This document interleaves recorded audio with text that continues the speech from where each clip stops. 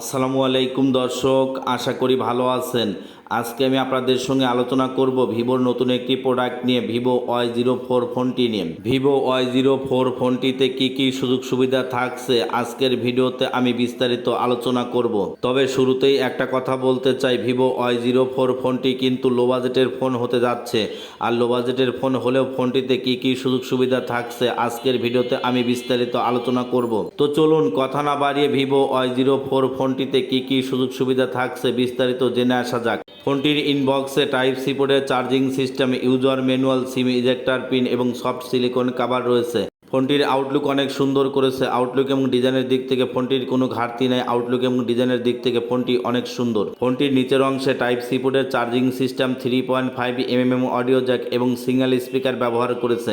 Single speaker ব্যবহার করলেও কিন্তু সাউন্ড কোয়ালিটিটা অনেক সুন্দর হবে, কারণ সিঙ্গেল স্পিকার ব্যবহার করলেও 150% প্লাস ভলিউম আউটপুট করবে। আর 150% প্লাস ভলিউম আউটপুট করায় ফোনের সাউন্ড কোয়ালিটি অত্যন্ত দুর্দান্ত হবে, সাউন্ড কোয়ালিটি সুন্দর হবে। ফোনটিতে 8.1mm থিকনেস ব্যবহার করেছে এবং ওয়েট হিসেবে 199 গ্রাম ওয়েট রয়েছে। থিকনেস এবং ওয়েটের দিক থেকে ফোনটির তুলনামূলকভাবে ঠিকঠাকই রয়েছে। ফোনটিতে 6.74 ইঞ্চির IPS LCD প্যানেলের HD+ রেজলিউশনের ডিসপ্লে ব্যবহার করেছে, যা রেজলিউশন হিসেবে ব্যবহার করেছে 720x1600 রেজলিউশন এবং ডিসপ্লের PPI হিসেবে 260 PPI ব্যবহার করেছে। 260 PPI ব্যবহার করা ডিসপ্লের উপর যে একটা পিকচার উপস্থাপন করেন, একদম স্বচ্ছ এবং ক্লিয়ার দেখা যাবে। পাশাপাশি ডিসপ্লেতে 19 হার্জের রিফ্রেশ রেট ব্যবহার করেছে। 19 হার্জের রিফ্রেশ রেট ব্যবহার করায় ফেসবুক মেসেঞ্জার ব্রাউজ করার ক্ষেত্রে স্মুথলি কাজ করিবে। ফোনটির ক্যামেরার কথা যদি চিন্তা করেন, ফোনটির ব্যাক ক্যামেরা হিসেবে 13 মেগাপিক্সেলের ক্যামেরা ব্যবহার করেছে এবং ফ্রন্ট ক্যামেরা হিসেবে 5 মেগাপিক্সেল ক্যামেরা ব্যবহার করেছে। ফোনটির ক্যামেরার মেগাপিক্সেল কম হলেও কিন্তু ক্যামেরার কোয়ালিটি সুন্দর হবে, কারণ ফোনটির ক্যামেরার যে অ্যাপারচারে মান ব্যবহার করেছে 2.0 অ্যাপারচারে মান ব্যবহার করেছে।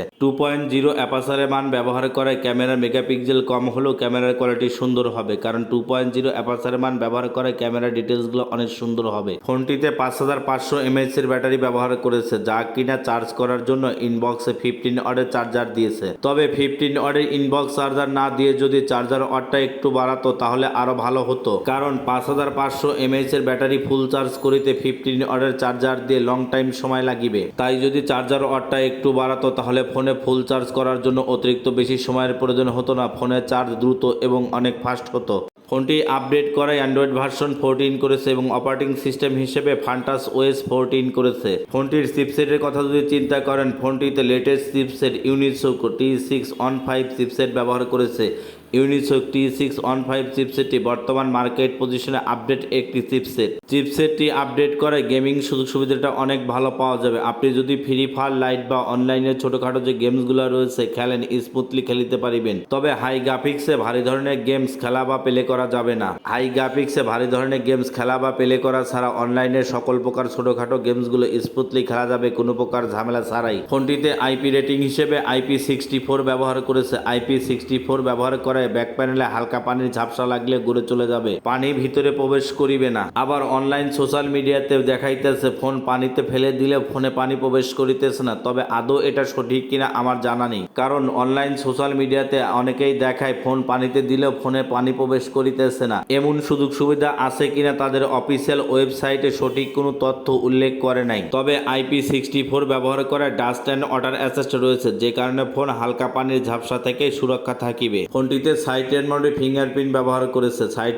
মাউন্টেড ফিঙ্গারপ্রিন্ট যথেষ্ট ফাস্ট এবং স্মুথ কাজ করিবে। ফোনটি বর্তমান মার্কেট পজিশনে দুটি ভেরিয়েন্ট লঞ্চ করেছে, 464 এবং 4128। ফোনটির প্রাইজের কথা যদি চিন্তা করেন, ফোনটির 464 প্রাইস করেছে 11,999 টাকা এবং 4128 প্রাইস করেছে 12,999 টাকা। প্রাইস সেগমেন্টে ফোনটির কনফিগারেশন ওভারঅল সব দিক থেকেই ভালো করেছে। তো বন্ধুরা, vivo Y04 ফোনটির কনফিগারেশন আপনাদের কাছে কেমন লেগেছে অবশ্যই কমেন্টে জানাতে ভুলবেন না, এবং নতুন নতুন এমন অনেক ভিডিও পেতে চ্যানেলটি সাবস্ক্রাইব করে পাশে থাকা বেল আইকনটি বাজিয়ে দিন।